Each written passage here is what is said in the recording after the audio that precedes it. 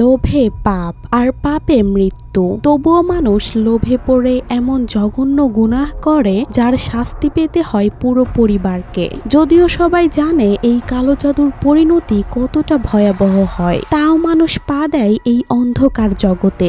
যদি আপনি সত্যি হরর প্রেমী হয়ে থাকেন তাহলে এই ভিডিওটি আপনার জন্য। প্রচুর পরিমাণে ভয়ঙ্কর দৃশ্য আপনাকে ভয় পেতে বাধ্য করবে। ইন্দোনেশিয়ায় এক পরিবারে নেমে আসে এক ভয়ঙ্কর অভিশাপ। কিছু বদজিন তাদের সাজানো গোছানো সংসারকে জীবন্ত নরকে পরিণত করে দেয়। যে মা একসময় নিজের সন্তানদের আগলে রাখতেন, সেই মাই আজ তাদের প্রাণের শত্রু হয়ে ওঠে। মধ্যরাতে ডাইনিং টেবিলে মানুষের বদলে জিনদের মেলা বসে। কেন খাবারের গন্ধে আজ শুধুই পচা গলা লাশের দুর্গন্ধ? কেন এসব ঘটছে? কি এমন ভয়ঙ্কর পাপ লুকিয়ে আছে সেই পরিবারের আড়ালে? আজকের গল্পটি শুধু ভয়ঙ্করই নয়, এটি এক চরম অভিশাপের কাহিনী, যেখানে রক্তের সম্পর্ক হার মানবে শয়তানের কারসাজির কাছে। প্রতিটি মুহূর্তে এমন ভয়ানক দৃশ্য দেখবেন, হরর মুভি দেখার আসল ফিল পেয়ে যাবেন। সাহস থাকলে এই মুভিটা একা দেখুন, কারণ আজকের এই অন্ধকার দুনিয়া থেকে ফিরে আসা অসম্ভব। তো চলুন আর বেশি দেরি না করে শুরু করা যাক আজকের ভয়ের গল্প। গল্পের শুরুতেই একটা ঘরের ভেতরে আমরা দুজনকে দেখতে পাই। এই বৃদ্ধ মহিলাটির নাম হচ্ছে এম্বার, যিনি একজন কবিরাজ, আর এই মেয়েটির নাম হচ্ছে সেকার। এখানে কবিরাজটি সেকার নামের মেয়েটিকে গোসল করিয়ে দিচ্ছিল, তার সাথে কিছু মন্ত্র পড়তে বলছিল। বোঝাই যাচ্ছে এখানে কিছু রিচুয়াল করা হচ্ছে। সেই কবিরাজ মহিলাটি সেকারকে হা করতে বলে আর তার মুখে একটি ট্যাবলেট ঢুকিয়ে দেয়। এরপর সেই কবিরাজ মহিলাটি সেকারকে কিছু কথা বলে। কথাগুলো এমন ছিল যে এটা শুধু আমি অথবা আমার থেকেও শক্তিশালী কেউ এই রিচুয়ালটা ভাঙতে পারে, আর তুমি যা ওয়াদা করেছো তা ভঙ্গ করলে তার ফল তোমাকেই ভোগ করতে হবে। এখন এই দৃশ্যের পর ঘটনা চলে আসে আরো অনেক অনেক বছর পর। সেখানে আমরা দেখতে পাই সেকারকে তার পরিবার সহ একটি বাড়িতে। সে একজন মা, তার দুজন ছেলে আর একজন মেয়ে রয়েছে, যাদের মধ্যে বড় ছেলের নাম ড্যানি, ছোট ছেলের নাম ডুডি, আর মেয়েটির নাম হচ্ছে রত্না। তাদের বাবা পৃথিবীতে বেঁচে নেই। সেদিন আমরা দেখতে পাই সেকারের ছোট্ট ছেলে ডুডির চশমাটা ভেঙে গিয়েছে, আর তার বড় ভাই ড্যানি একটা নতুন চশমা তার জন্য এনে দেয়। এতে তার ছোট ভাই খুশি হলেও তার মা খুশি ছিল না। এদিকে রত্না যখন মোবাইল নিয়ে স্কুলে যাচ্ছিল, তখন তার বড় ভাই ড্যানি বিষয়টা খেয়াল করে আর একটু শাসন করতে চায়, যেমনটা সব বড় ভাইয়েরাই করে থাকে। রত্না আর ডুডি স্কুলে যাওয়ার পর আমরা দেখতে পাই ড্যানি খাবার খাচ্ছিল। তখন তার মা সেকার বলছিল, আমার আর তোমার কর্মকাণ্ড সহ্য হচ্ছে না। আমি তোমার পেছনে অনেক চেষ্টা করেছি, অনেক শ্রম দিয়েছি। আমি চেয়েছিলাম আমার সন্তানেরা যেন সাকসেসফুল হয়, কিন্তু আমি তোমাকে যত দেখি ততই হতাশ হই। আমি চাই তুমি এই বছর থেকে আবার কলেজে যাও, ভালো কিছু করো, আর তোমার ভাই বোনের খেয়াল রাখো। তখন ড্যানি বলে, তুমি কেন আমাকে বুঝতে চাও না? আমি তোমার মনের মতো বাচ্চা না যে আমাকে নিয়ে তোমার গর্ব হবে। আমি কলেজে যেতে চাই না, ডিগ্রি সাফল্য এনে দিতে পারে না, কিন্তু তোমারও বোঝা উচিত আমার নিজস্ব একটা গোলস আছে। আমি জীবনটাকে আমার মতো করে কাটাতে চাই। আমি মোটরসাইকেল ইঞ্জিন ঠিক করার কাজ শিখছি। এইটা শুনে তখন তার মা সেকার বলে, আমি বারবার তোমাকে সময় দিতে পারবো না, অনেক সময় দিয়েছি। আমি জানি তুমি শুধু একটা দোকান খুলতে চাও যেখানে তুমি তোমার বন্ধুদেরকে নিয়ে রাত দিন আড্ডা দিতে পারবে। সেকার তখন এটাও বলে যে ড্যানি, তুমি তোমার জীবন বুঝে নাও। ড্যানি তখন জিজ্ঞেস করে মানে? তখন তার মা তাকে বলে, আমি চাই তুমি এই বাড়ি থেকে চিরতরে বের হয়ে যাও। আমি চাই না তোমার মতো আমার বাকি ছেলে মেয়েরা এমন লাফাঙ্গা হোক। ড্যানি এটা শুনে খুবই মন খারাপ করে আর বলে, ঠিক আছে, আমি চলে যাচ্ছি। আমি একদিন তোমার সাহায্য ছাড়াই সফল হয়ে দেখাবো। এটা বলে সে সেখান থেকে বের হয়ে যায়। সে যাওয়ার পর অবশ্য তার মা কান্নাকাটি করে। দেখতে দেখতে অনেক সময় কেটে যায়। আমরা দেখতে পারি সেকার বাজারে গিয়ে শাকসবজি, মাছ এগুলো কেনাকাটা করছে এবং সে এসব কেনাকাটা করে ফিরে আসে। সেখানে আমরা জানতে পারি তার একটা হোটেল রয়েছে, আর এই হোটেলের জন্যই মূলত সে বাজার করতে গিয়েছিল। এদিকে স্কুল ছুটি হওয়ার পরে রত্না বাড়িতে ফেরার সময় একটা ছেলের সাথে ফিরে। তাদের মেলামেশা দেখে আমরা বুঝতে পারি তারা দুজন দুজনকে পছন্দ করে। আমরা এদিকে ড্যানিকে দেখতে পাই যে এক একটা ওয়ার্কশপের মধ্যে কাজ করত। সেখানে তখন তার বস দায়া আসে এবং তাকে এই মাসের বেতনটা দেয়। স্যালারিটা যখন ড্যানি চেক করে সে দেখতে পায় এখানে তার স্যালারির থেকেও অনেক গুণ বেশি টাকা রয়েছে। সে জিজ্ঞেস করে এত টাকা কেন? তখন তার মালিক দায়া তাকে বলে এটা তুমি নাও, এটা তোমার পারিশ্রমিক। তুমি যবে থেকে আমার এখানে কাজ করা শুরু করেছো আমার কাজের অনেকটা উন্নতি হয়েছে আর এইখানে বেস্ট এমপ্লয়ি হচ্ছ তুমি। সেদিন সন্ধ্যার সময় ছোট্ট ডুডির পানি পিপাসা পায়। সে তার বোন রত্নাকে গিয়ে বলে তাকে এক গ্লাস পানি দেওয়ার জন্য। রত্না তখন মোবাইলে তার প্রেমিকের সাথে হয়তো মেসেজিং এ ব্যস্ত ছিল, তাই সে ডুডিকে বলে নিজে গিয়ে পানি নিয়ে আসতে। ডুডি তখন নিচের তলায় ভয়ে ভয়ে যাচ্ছিল। সেখানে যাওয়ার পর সে লক্ষ্য করে কোনো এক অজানা অদ্ভুত কেউ সেখানে রয়েছে। আমরা তার পেছনে একটা ভয়ঙ্কর জিনকেও লক্ষ্য করি। ডুডি সেখানে আর একদমই দেরি না করে দৌড়ে উপরে চলে আসে তার বোনের কাছে। সে এসে বলে তার অনেক ভয় করছে, নিচে কেউ আছে, সে একা সেখানে যেতে পারবে না। রত্না তখন বিরক্ত হয়ে ডুডির জন্য পানি আনতে যায়। এর পরের দিন সকালে আমরা দেখতে পাই রত্না তার সেই প্রেমিকের সাথে বাড়িতে ফিরেছে। এখন এটা আবার তার মা সেকার দেখে ফেলে। সে আসার পর সেকার তাকে বলে সেই ছেলেটি কে? সে কি তোমার বন্ধু নাকি অন্য কিছু? সেকার আরো বলে যে আমি বলছি না তুমি কারোর সাথে চলাফেরা করো না, কিন্তু আমি চাই না তুমি কোনো সমস্যার মধ্যে পড়ো। সেকারের মনে হচ্ছে এই ছেলেটা তেমন সুবিধার না। রত্না তখন তার মাকে জবাব দেয় আমি নিজের খেয়াল রাখতে জানি, কোনো সমস্যা হবে না। এটা বলে সে একটা লেটার তার মায়ের হাতে ধরিয়ে দেয়, আর সেটা ছিল রত্নার স্কুলের ফিস। তখন আমরা দেখতে পারি সেকারের মনটা খুবই খারাপ। এদিকে তার মেয়ে রত্নার স্কুলের ফিস সে ভরতে পারছে না, অন্যদিকে তার হোটেলেও মানুষ আসছে না। কিন্তু আজব বিষয় হচ্ছে তখনই হোটেলের সামনে দিয়ে ক্যান নামের একটি লোক যাচ্ছিল, কিন্তু সে দেখতে পায় হোটেলটি বন্ধ রয়েছে আর বাহির থেকে এটাকে দেখতে খুবই পুরাতন এবং নোংরা লাগছিল, যদিও হোটেলটি খোলা ছিল। সে যখন সেখান থেকে চলেই যাবে ঠিক তখনই সেকারের বান্ধবী রোডিয়া সেই ক্যানকে জোর করে হোটেলের ভেতরে ঢোকায় আর খাবার বেড়ে দেয়, কারণ তাদের এমনিতেই কোনো কাস্টমার আসছিল না। ক্যান তখন সেকারকে বলছিল তোমাদের হোটেল বাহির থেকে অনেক বাজে দেখাচ্ছে, পুরাতন দেখাচ্ছে, মনে হচ্ছে অনেক দিন যাবত এটা বন্ধ। রোডিয়া তখন বলে তুমি মনে হয় আবল তাবল খেয়েছো তাই না, তাই আবল তাবল দেখছো। ক্যান নামের লোকটি এরপর খাবার নিয়ে সেখান থেকে চলে যায়, কিন্তু কিছুক্ষণ পর সে আবারও ফেরত আসে এবং সব খাবারগুলো ফেরত দিয়ে দেয়। সে বলে তোমরা তো আমাকে নষ্ট খাবার দিয়েছো। এখন এইটা শুনে সেকার গিয়ে খাবারটা একটু চেক করে আর সে অবাক হয়ে যায়, কারণ খাবারগুলো থেকে অনেক বাজে গন্ধ বের হচ্ছিল। সে ক্যানকে তখন বলে তোমাকে কি খাবার পাল্টিয়ে দেব নাকি টাকা ফেরত নেবে? ক্যান তখন টাকা ফেরত নেয়। সেখান থেকে ক্যান চলে যাওয়ার পর সেকার যখন বাকি খাবারগুলো চেক করছিল সে দেখতে পারছিল সব খাবারই নষ্ট হয়ে গিয়েছে, অথচ খাবার এখনো গরম, কিছুক্ষণ আগে রান্না হয়েছে। তাহলে কেন এভাবে নষ্ট হয়ে গেল? এটা তাদের কারো মাথাতেই ধরে না। সেদিন সন্ধ্যার সময় আমরা দেখতে পাই সেকার রোডিয়াকে নিয়ে অ্যাম্বারের বাড়ির সামনে যায়। অ্যাম্বারকে চিনতে পেরেছেন? হ্যাঁ, ঘটনার শুরুতেই সেকারের উপর যে মহিলাটি রিচুয়াল করেছিল, এখন তারা সেই অ্যাম্বারের বাড়িতে গিয়েছে, কিন্তু তারা সেখানে যাওয়ার পর জানতে পারে অ্যাম্বার কবিরাজ আজ সকালেই মারা গিয়েছে। সেখানে থাকা মহিলাটি সেকারকে জানাচ্ছিল অ্যাম্বার কবিরাজ মারা যাওয়ার আগে তার ঘর থেকে চিৎকারের আওয়াজ আসছিল আর সে তার নিজের মুখেই জোরে জোরে আঁচড় দিচ্ছিল। সেকার তখন অ্যাম্বার কবিরাজকে দেখার জন্য তার ঘরে যায়। সে অ্যাম্বার কবিরাজের মুখ দেখে খুবই ভয় পেয়ে যায়, কারণ তার মুখে ছিল বড় বড় আঁচড়ের দাগ। মুসলিম রীতিনীতি অনুযায়ী অ্যাম্বার কবিরাজকেও দাফন পরিয়ে নাকে তুলো দেওয়া হয়। সেকারের সামনেই তখন নাকের একটা তুলো সেখান থেকে পড়ে যায়। সেকার হালকা চমকে ওঠে, কিন্তু সে সেই তুলোটা আবার নাকে লাগিয়ে দিতেই যাবে ঠিক তখনই অ্যাম্বারের চোখ খুলে যায়। সেকার এটা দেখে চমকে ওঠে, কিন্তু আশেপাশে কেউ ছিল না। সে ভয়ে ভয়ে চোখটা আবার লাগিয়ে দিতে যাবে তখনই অ্যাম্বার নড়ে চড়ে ওঠে। সে আরো ভয় পেয়ে যায়। তখনই অ্যাম্বার সেকারের মুখে বমি করে দেয়। তখন সেকার কোনো রকমে সেখান থেকে বাহিরে আসে আর রোডিয়া তাকে সাহায্য করে এবং মুখ ধুয়ে নেয়। সেদিন রাতে ডুডি ভূতের মুভি দেখছিল, তখন দরজা হঠাৎ করে কেউ নক করলে সে হালকা ভয় পেয়ে যায়। সে যখন দরজা খুলতে এগোবে তখনই একটা খেলনার মধ্যে তার পা পড়ে আর সে ফ্লোরে পড়ে যায়। সে দরজার দিকে চেয়ে দেখে সেখান থেকে অদ্ভুত এক অন্ধকার অবয়ব তার দিকে এগিয়ে আসছে।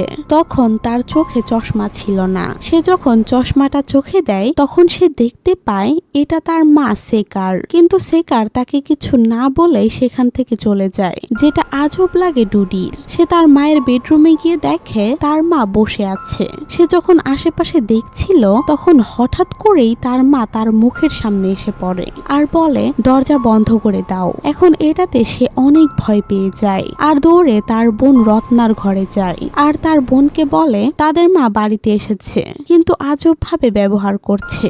ডুডি বলে তার মা যখনই বাসায় আসে তখনই তার কপালে একটা চুমু দেয়, কিন্তু আজ সেটা করেনি। ঠিক তখনই দরজাতে আবার কেউ নক করলে এবার ছোট্ট ডুডি আরো ভয় পেয়ে যায়। তখন তার বোন বলতে থাকে এজন্যই তোমাকে ভূতের মুভি দেখতে নিষেধ করি। রত্না যখন গিয়ে দরজা খোলে তখন আমরা দেখতে পাই সেকার আর রুডিয়া এসেছে সেখানে। সেকার তখন ডুডির কপালে চুমু খায় আর ঘরে চলে যায়। রত্না ডুডিকে বলে তুমি না বলছো মা আরো আগে এসেছে, তাহলে এখন কে এলো? ডুডি অবাক হয়ে যায়। প্রশ্ন রয়ে যায় তাহলে আগে কে এসেছিল? সেদিন রাতে যখন সেকার ঘরে শুয়েছিল তখন তার সাথে আজব কিছু হচ্ছিল।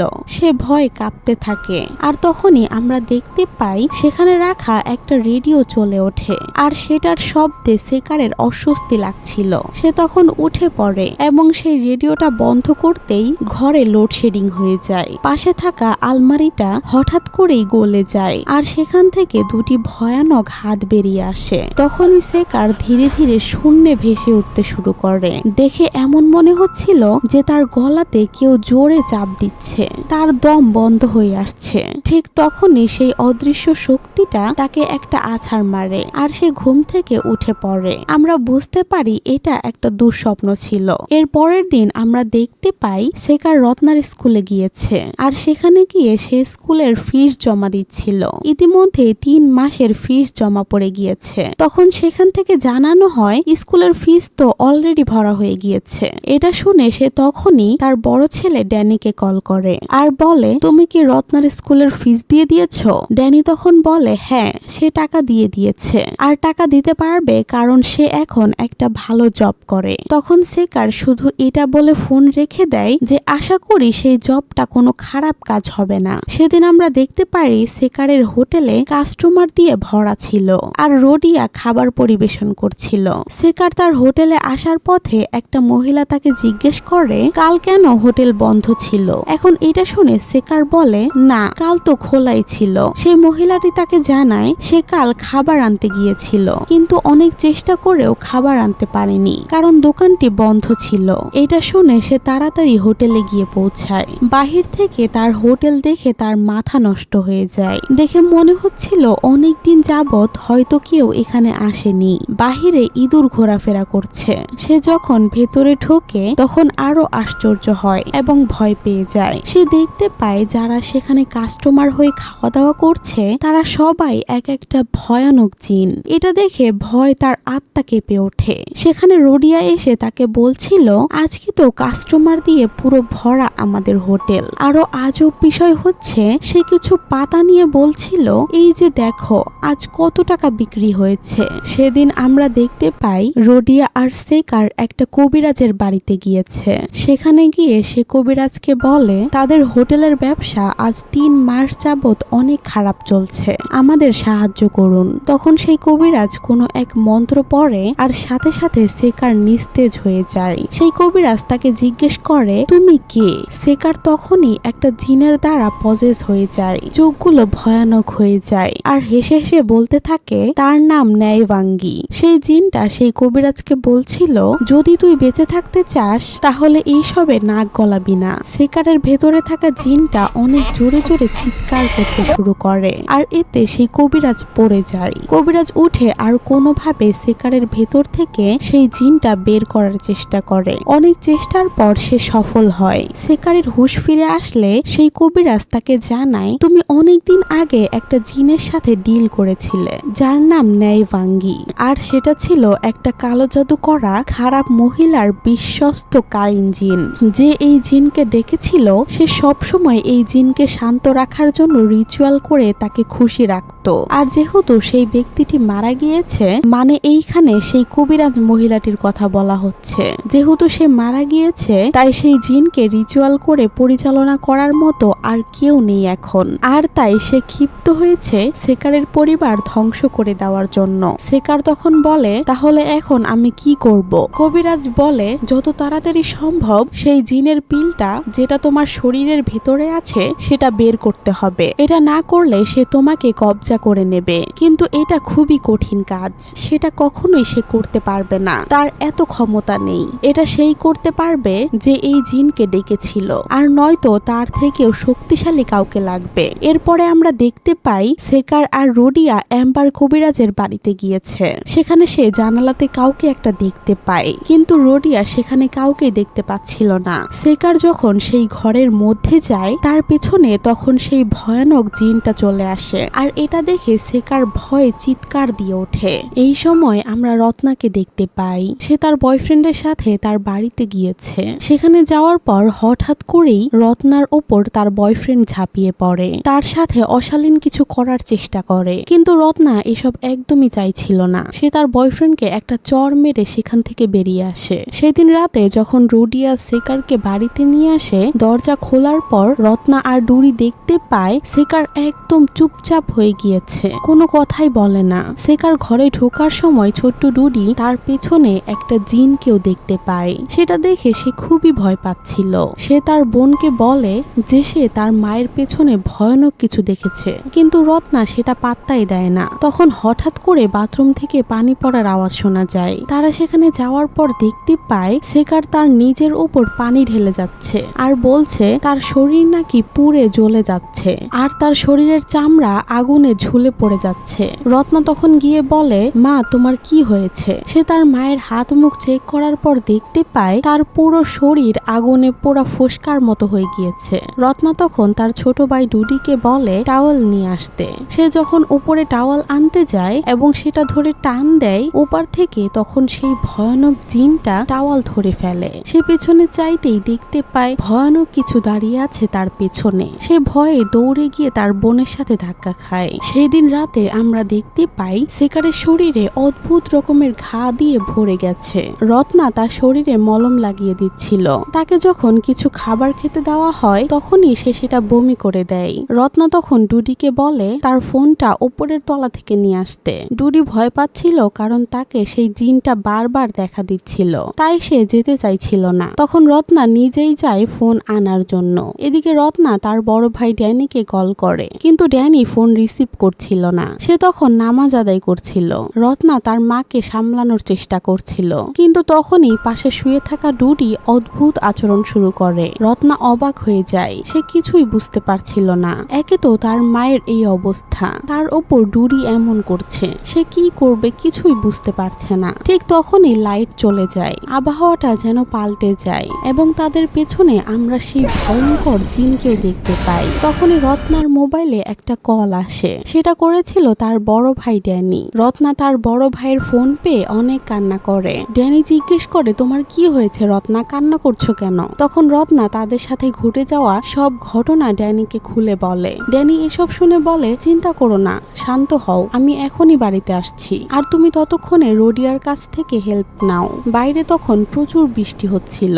রত্না একটা ছাতা নিয়ে রোডিয়ার কাছে সাহায্য চাওয়ার জন্য যায়। এদিকে একটা হোন্ডা নিয়ে ড্যানিও বাড়িতে চলে আসে। রত্নাও রোডিয়াকে নিয়ে বাড়িতে পৌঁছায়। তারা সবাই যখন ঘরে প্রবেশ করে, রুমে গিয়ে দেখে সেখানে ডুডিও নেই, তার মা সেকারও নেই। তাহলে তারা কোথায় গেল? তারা তখন সবাই মিলে তাদেরকে খুঁজতে শুরু করে। তখন হঠাৎ করেই তারা ওয়াশরুম থেকে চিৎকারের আওয়াজ শুনতে পায়। তারা সেখানে গিয়ে দেখতে পায় সেকার ডুডিকে গোসল করাচ্ছে, আর বলছে ডুডি শরীর অনেক জ্বালা করছে, তাই তাকে গোসল করানো হচ্ছে। আমরা বুঝতে পারি সেকারকে সেই ভয়ানক জিন পজেস করেছে। তারা সবাই তখন সেকারকে গিয়ে সামলায়। সেকারের অবস্থা সেখানে খুবই ভয়াবহ এবং ভয় পাওয়ার মতো ছিল। পরদিন সকালে আমরা দেখতে পাই তারা 3 ভাই বোন তাদের মায়ের কাছে বসেছিল। রত্না তার মায়ের হাতে ঔষধ লাগিয়ে দিচ্ছে। সেখানে ড্যানি রত্নাকে বলে, আমি আর কখনো তোমাদের ছেড়ে যাব না, তোমাদের আর কষ্ট পেতে দেব না। সে আরো বলে যে আমি এখন খাবার আনতে যাচ্ছি, কোনো সমস্যা হলে আমাকে কল দিও। সেখান থেকে ড্যানি খাবার নিতে চলে যাওয়ার পর রত্না ফোনে তার বয়ফ্রেন্ডের মেসেজ আসে। সেখানে লেখা ছিল যে সে তার বাড়ির সামনে দাঁড়িয়ে আছে। রত্না যেন বাইরে তার সাথে দেখা করতে আসে। রত্না বাইরে এলে তার বয়ফ্রেন্ড তাকে জিজ্ঞেস করে সে তাকে কেন এত ইগনোর করছে। রত্না তাকে বলে, তুমি জানো না তোমার সাথে কেন এমন করছি? যাই হোক, আমি তোমাকে মাফ করে দিয়েছি, কিন্তু আমি চাই না আমরা একসাথে আর মেলামেশা করি। রত্না তাকে চলে যেতে বলে। তখনই তার প্রেমিক তাদের একটা অন্তরঙ্গ মুহূর্তের ছবি দেখিয়ে রত্নাকে ব্ল্যাকমেইল করতে শুরু করে। সে বলে সে এই ছবি সবাইকে দেখিয়ে দেবে। রত্না তখন বলে, তুমি প্লিজ এই ছবিগুলো ডিলিট করে দাও, কিন্তু সে তা করতে রাজি না। তার বয়ফ্রেন্ড এক পর্যায়ে রত্নার সাথে জোর জবরদস্তি করতে শুরু করে। ড্যানি সেখানে এসে এই পরিস্থিতি দেখে রত্নার বয়ফ্রেন্ডকে মারতে শুরু করে। তখনই রত্নার বয়ফ্রেন্ড তাকে থামতে বলে আর বলে সে হচ্ছে তার বোনের বয়ফ্রেন্ড। এটা শুনে ড্যানির মন অনেকটাই খারাপ হয়। সে বলে, আমি চাই না আমার বোন এমন কোনো ছেলের সাথে মিশুক। রত্নাও তখন সেখানে বলে, ভাইয়া তুমি তাকে চলে যেতে বলো, আমাদের মধ্যে আর কোনো সম্পর্ক নেই। এরপর আমরা দেখতে পাই তারা সবাই একসাথে বসে রয়েছে। সেকার তার সন্তানদের বলছিল, তোমাদের বাবা যখন মারা গিয়েছিল তখন তাকে ছুঁয়ে আমি প্রতিজ্ঞা করেছিলাম তোমাদের খুব ভালোভাবে খেয়াল রাখবো, তোমাদের কখনোই কষ্ট পেতে দেব না, কারণ আমরা তখন খুবই গরিব ছিলাম। আমি ভালোভাবে চলার জন্য সঠিক রাস্তায় না গিয়ে বিপথে চলে যাই। আমি এম্বার কবিরাজের কাছে যাই এবং তার কাছে সাহায্য চাই, যেন সে এমন কিছু করে দেয় যাতে আমি ভালোভাবে চলতে পারি। সেই কবিরাজ তখন আমাকে একটা মন্ত্র পড়া ট্যাবলেট খাইয়েছিল আর আমার সাথে একটা জিন দিয়েছিল যে সব সময় আমাকে সফল হতে সহযোগিতা করবে এবং ব্যবসায় উন্নতি করবে। বিনিময়ে সেই কবিরাজ আমার থেকে টাকা নিয়েছিল আর রিচুয়াল করে সেই জিনকে সব সময় বসে রাখতো। কিন্তু এখন সেই কবিরাজ মারা গিয়েছে। এই জিনকে এখন সহজে শান্ত করা সম্ভব না। যে কবিরাজ এটা করেছিল সে তো মারাই গেছে। এখন তার থেকে শক্তিশালী কোনো কবিরাজই পারে আমাদের সবাইকে বাঁচাতে। আমি ভুল করেছি, আমাকে তোমরা মাফ করে দিও। তখনই সেখানে ডুডি খেয়াল করে সেই ভয়ানক জিনটা তাদের রুমে ঢুকছে। ড্যানি যখন দরজার বাইরে গিয়ে দেখতে চায় সেখানে কেউ আছে কি না, সে কাউকেই দেখতে পায় না। সে যখন আবারও রুমে ঢুকতে যাবে তখনই রুমের দরজা জোরে লেগে যায় এবং সাথে সাথে রুমের ভেতরে সেকার অট্ট হাসিতে ফেটে পড়ে। অর্থাৎ তার ভেতরে অলরেডি জিন চলে এসেছে। রত্না তার মায়ের কাছে যায়, কিন্তু সেকার তাকে ধাক্কা দিয়ে ফেলে দেয় এবং ঘরের সমস্ত আসবাবপত্র উলট পালট করতে শুরু করে। সে বলতে থাকে তার নাকি সারা শরীর জ্বলছে। এটা বলে সে তার মাথা আয়নার মধ্যে বাড়ি দিতে থাকে। এদিকে কোনোভাবে চেষ্টা করে ড্যানি ঘরের মধ্যে ঢোকে, কিন্তু ইতিমধ্যেই আয়নার আঘাতে সেকারের কপাল ফেটে গিয়েছে এবং ভাঙা আয়নার টুকরো দিয়ে সে তার নিজের শরীর ক্ষতবিক্ষত করছিল। ড্যানি অবস্থা বেগতিক দেখে কোনো রকমে তারা 3 ভাই বোন ঘর থেকে দ্রুত বের হয়ে দরজা লাগিয়ে দেয়। এতে রত্নাও অনেকটা আহত হয়। রাতটা কোনোভাবে পার করে পরদিন সকালে ড্যানি ধীরে ধীরে গিয়ে দরজা খোলে। ভেতরে ঢুকে সে দেখে তার মা নিচে পড়ে রয়েছে এবং তার শরীরে অনেক ক্ষত। তারা তাকে তুলে শরীরে ঔষধ লাগিয়ে দেয়। এরপর তারা 3 ভাই বোন সেই ঘরে নামাজ আদায় করার জন্য প্রস্তুতি নেয়। তারা যখন নামাজ পড়ছিল ঠিক তখনই সেকার উঠে বসে জোরে জোরে বলতে থাকে, আমাকে খাবার দাও, আমি অনেকদিন ধরে খাই না। তারা এই চিৎকার শুনে তাদের মায়ের কাছে যায়। তখন সেকার অনেক উত্তেজিত হতে শুরু করে। উপায় না পেয়ে তারা সেকারকে দড়ি দিয়ে বেঁধে ফেলতে বাধ্য হয়। সেদিন সন্ধ্যার সময় আমরা দেখতে পাই তাদের বাড়িতে ড্যানির বস দায়া এসেছে, কারণ ড্যানি আজ সন্ধ্যায় একটা দোয়া মাহফিলের আয়োজন করেছে যেন খারাপ জিন এখান থেকে চলে যায়। তারা যখন কোরআন তেলাওয়াত করছিল তখন হঠাৎ করেই আবারও উত্তেজিত হয়ে যায় সেকার। সেখানে থাকা একজন হুজুর ড্যানিকে বলে, সমস্যা নেই, সবাই বেশি বেশি কোরআন তেলাওয়াত করতে থাকো। এই সময় সেকার অনেক উত্তেজিত হয়ে যায় আর চিৎকার দিয়ে বলতে থাকে, তোরা সবাই চুপ কর, তোরা এসব করলেও কোনো কাজ হবে না। ড্যানি তখন রত্নাকে বলে ডুডি আর বাকিদের নিয়ে অন্য রুমে চলে যেতে। হুজুর সেখানে সূরা পড়তে শুরু করে, কিন্তু সেই জিন এতটাই শক্তিশালী ছিল যে তার শক্তিতে হুজুরকে সে শূন্যে ভাসিয়ে দেয় এবং দূরে ছুঁড়ে ফেলে দেয়। এতে হুজুরের মাথা দেয়ালে লেগে থাকা একটি ধারালো জিনিসে লেগে মারাত্মক আঘাতপ্রাপ্ত হন। সবাই সেখানে খুবই ভয় পেয়ে যায়, কিন্তু সেকার অট্ট হাসিতে মেতে ওঠে। সেদিন রাতে তারা ভাই বোনেরা খুবই চিন্তিত ছিল। তখন ড্যানির কাছে রোডিয়ার কল আসে। সে ড্যানিকে বলে, আমি একটা ভালো কবিরাজ পেয়েছি যার নাম বাবজা। সে সেকারের চিকিৎসা করতে পারবে বলে মনে করি। আমি কাল সকালে সেই কবিরাজের সাথে দেখা করতে যাব।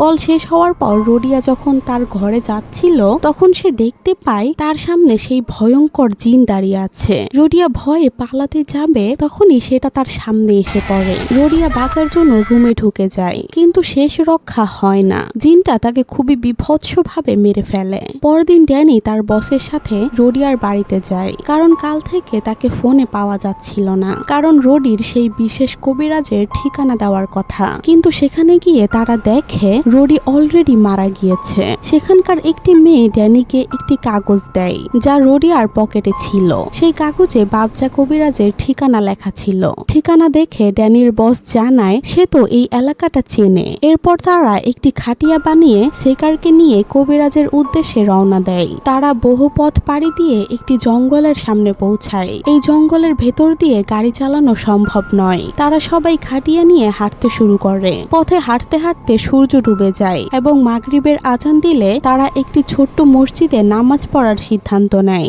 নামাজ পড়ার সময় ডুডি পেছনে লক্ষ্য করে দেখে ভয়ানক জিনটা তার মায়ের সাথে বসে আছে। ডুডি নামাজরত অবস্থায় কাউকে কিচ্ছু বলে না। নামাজ শেষে পেছনে ফিরে তারা দেখে সেকার সেখানে নেই। সবাই খুবই চিন্তিত হয়ে পড়ে এবং আলাদা আলাদা ভাবে খুঁজতে শুরু করে, কারণ একজোট হয়ে খুঁজলে অনেক দেরি হয়ে যাবে। তাদের সাথে থাকা দুজন লোক যখন আলাদা হয়ে সেকারকে খুঁজছিল ঠিক তখনই পজেস হওয়া সেকার তাদের উপর উড়ে এসে ঝাঁপিয়ে পড়ে এবং তাদের মেরে ফেলে। এই হাড় হিম করা দৃশ্য দেখে ভয়ে আত্মা কেঁপে ওঠে। ড্যানি আর দায়া তাদের আওয়াজ শুনে সেখানে পৌঁছায় আর তাদের মৃতদেহ দেখতে পায়। ঠিক তখনই পজেস হওয়া সেকার দায়ার উপরও অ্যাটাক করে, কিন্তু ড্যানি বিষয়টি লক্ষ্য করে না এবং দায়া মারা যায়। তার বসের মৃত্যুতে সে খুবই ভেঙে পড়ে। এরপর মসজিদের সামনে রত্না আর ডুডিকে পজেস হওয়া সেকার আক্রমণ করতে নেয়। এতে তারা দৌড়ে সেখান থেকে পালায়। তারা দৌড়াতে দৌড়াতে এক পর্যায়ে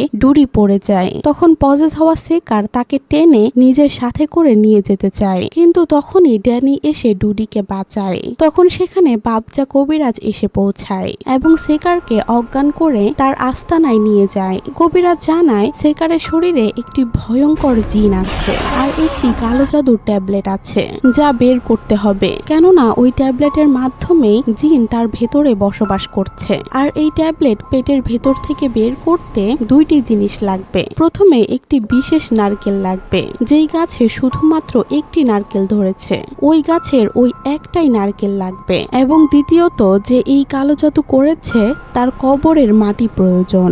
ড্যানি যখন রিচুয়াল করার জিনিসপত্র আনতে যাবে তখন সেই কবিরাজ তাকে একটা পানি পড়া দেয় আর বলে, তুমি যে কাজ হাসিল করতে যাচ্ছ সে পথে অনেক বাধা আর বিপত্তি আসবে, অনেক কিছু দেখতে পারো, ভয় পেতে পারো, তখন তোমাকে এই পানি সাহায্য করবে। আমরা দেখতে পাই প্রথমেই ড্যানি এম্বার কবিরাজের বাড়িতে যায়। সেখানে লোকজনের কাছে জিজ্ঞেস করে যে এম্বারকে কোথায় দাফন করা হয়েছে। সেই লোকগুলো তাকে দেখিয়ে দেয়। এদিকে কবিরাজের বাড়িতে তারা সেকারকে সামনে রেখে কোরআন তেলাওয়াত ও দোয়া পড়ছিল। ড্যানি সেই কবরস্থানে গিয়ে পৌঁছায় আর এম্বারের কবর খুঁজতে থাকে এবং কতক্ষণ পর সে সেটা খুঁজেও পায়। সে যখন মাটি নিতেই যাবে তখনই সে শুনতে পায় কারা যেন তাকে বলছে, এই কবরের মাটি নিস না, তাহলে তোর ক্ষতি হবে, অনেক ক্ষতি হবে। তখন এই সব কিছু পাত্তা না দিয়ে ড্যানি মাটি তুলতে শুরু করে। কিন্তু আজব বিষয় হচ্ছে সে যখন মাটিগুলো হাতে নিচ্ছিল সেই মাটিগুলোতে পোকা ভরে গিয়েছে। এটা দেখে সে অনেক ভয় পেয়ে যায়। তখন তার অস্বস্তি শুরু হয়। তাও সে মাটি তুলে নিচ্ছিল, কিন্তু সে যখন আশেপাশে দেখে সে অনেক ভয় পেয়ে যায়, কারণ তার আশপাশটা ঘিরে ছিল সাদা কাফনে মোড়ানো অনেক অনেক লাশ। তার তখন মনে হয় তাকে কবিরাজ একটা পানি পড়া দিয়েছিল। তখন সে জলদি করে সেই পানিটা বের করে অ্যাম্বারের কবরের উপরে ঢালতে শুরু করে। এতে সাথে সাথে পরিবেশটা শান্ত হয়ে যায় এবং সব লাশ সেখান থেকে গায়েব হয়ে যায়। এরপর তাড়াতাড়ি মাটি তুলে আনে সেখান থেকে। কিন্তু এখন এটা ভেবে সে হয়রান হয়ে যায় সেই নারকেল গাছ সে কোথায় পাবে, যে নারকেল গাছে মাত্র একটা নারকেল হয়েছে। তখন এখানে একটা আশ্চর্যের বিষয় ঘটে। আমরা দেখতে পারি হঠাৎ করেই তার কাছে তার মা আসে। এটা তো তার মা হতেই পারে না, কিন্তু এটা ছিল তার মায়েরই কারিন জিন, যেটা খুবই ভালো ছিল। সেটা তাকে পথ প্রদর্শক হয়ে একটা নারকেল গাছের কাছে নিয়ে যায়। আর সেখানে ড্যানি চেয়ে দেখে একটা গাছের মধ্যে একটি নারকেলই ঝুলে আছে। সেটা দেখে সে অনেক খুশি হয়ে যায়। আর এদিকে আমরা দেখতে পাই সেকার আবারও সেখানে পজেস হয়ে গিয়েছে। তখন সে বাবজা কবিরাজকে বলছিল সে যেন এসব বিষয় থেকে দূরে থাকে, নয়তো সে তাকেও মেরে ফেলবে। সে এগিয়ে যায় রত্না আর ডুডিকে মারার জন্য, কিন্তু বাবজা কবিরাজ তাকে বাড়ি দিয়ে ফেলে দেয়। আর তখন আমরা দেখতে পাই তাদের মধ্যে ধস্তাধস্তি শুরু হয়ে গিয়েছে। বাবজা কবিরাজও পেরে উঠছিল না। তখন আবার যখন কবিরাজকে সেকার অ্যাটাক করতে আসে, তখন কবিরাজ তাকে দূরে ছুঁড়ে ফেলে দেয়। সেখানে পড়ে সেকার অজ্ঞান হয়ে যায়। আদৌ কি অজ্ঞান হয়েছে সেটা দেখার জন্য ধীরে ধীরে কবিরাজ তার কাছে এগিয়ে যায় চেক করার জন্য। কিন্তু তখনই আমরা দেখতে পাই সেকার কবিরাজের উপর আবার অ্যাটাক করে দেয়। এতে অনেকটা আহত হয়ে যায় কবিরাজ। এরপর হঠাৎ করেই সেকার একটা ছুরি নিয়ে রত্না আর ডুডিকে মারার জন্য এগিয়ে যায়। তারা খুবই ভয় পেয়ে যাচ্ছিল, ভেবেছিল হয়তো আজকেই তাদের শেষ দিন, তাদের মায়ের হাতেই তাদের মরতে হবে। তখন ছোট্ট ডুডি তাকে বলে, মা আমরা তো তোমাকে অনেক ভালোবাসি, তুমি কি আমাদেরকে একটুও ভালোবাসো না? এই কথাতে সেকার আর মারতে পারে না, ইমোশনাল হয়ে যায়। অর্থাৎ তার ভেতরে থাকা সত্তাটা এখনো বেঁচে আছে, কিন্তু সেটা বেশিক্ষণ স্থায়ী থাকে না। তখনই আবার সেই জিনের দ্বারা পজেস হয়ে যায়। সেকার যখনই মারতে যাবে তখনই সেখানে ড্যানি এসে তাকে আটকায়, কিন্তু তবুও কোনো কাজ হচ্ছিল না। এদিকে বাবজা কবিরাজ পেছন থেকে ডাবের পানি ছিটিয়ে দিচ্ছিল সেকারের শরীরে। এতে সে ধীরে ধীরে দুর্বল হয়ে পড়ে আর সবাই তাকে নিয়ে শুইয়ে দেয়। কবিরাজ তাদের সবাইকে বলে ডাবের পানি হাতে নিয়ে এর পুরো শরীরে মালিশ করতে, আর সেই কবর থেকে আনা মাটিটা সেকারের শরীরে লাগিয়ে দিতে। সবাই তখন এটাই করতে থাকে। এরপর আমরা দেখতে পাই ধীরে ধীরে সেকার হুঁশে ফিরতে শুরু করে। কবিরাজ সেই ডাবের পানি সেকারকে খাইয়ে দেয়। এদিকে সেকার ড্যানির কাছে মাফ চাইছিল আর বলছিল, আমি ভুল ছিলাম, তুমি সঠিক ছিলে, তুমি খুব ভালো ছেলে, একদিন অনেক বড় হবে, তুমি তোমার মতো ইচ্ছে মতো জীবন চালিয়ে যাও। ড্যানি তখন কান্না করতে করতে বলতে থাকে, আমিও আর কখনো বাড়ি থেকে চলে যাব না, তুমি বললেও যাব না। কিন্তু ততক্ষণে সেকার কালিমা পড়ে মৃত্যুবরণ করে। তো দর্শক, আপনারা কি মনে করেছেন ঘটনা এখানেই শেষ? কিছুদিন পর আমরা দেখতে পাই ড্যানি আর রত্না তাদের হোটেল সামলাচ্ছিল। যখনই আমরা রত্নাকে দেখতে পাই সে আমাদের দিকে তাকিয়ে একটা হাসি দেয়, আর তার চোখ দেখে আমরা বুঝতে পারি সেই জিনটা রত্নাকে কবজা করেছে। এটা দেখিয়ে এই গল্পটা এখানেই শেষ হয়। আসলে সেকার তার হোটেলে বিক্রি বাড়ানোর জন্য কালো জাদুর আশ্রয় নিয়েছিল, যেখানে একটা জিন তাদের সহযোগিতা করত। আর অ্যাম্বার কবিরাজ মারা যাওয়ার পরে সেই জিনকে কেউ আর কন্ট্রোল করতে পারেনি, যে কারণে সেই জিনটা বদ্ধ উন্মাদ হয়ে তাদের পরিবারকে একদম নিঃশেষ করে দিতে চাইছিল। আর এটা এখনো শেষ হয়নি, সামনেও ক্ষতি করার চেষ্টা করবে, যা আমরা বুঝতেই পারি। তো এই ছিল আজকের ভিডিও। এরকম ভিডিও রেগুলার আমি আপলোড দিয়ে থাকি। যদি পছন্দ হয় তাহলে চ্যানেলটি সাবস্ক্রাইব করে দিয়েন।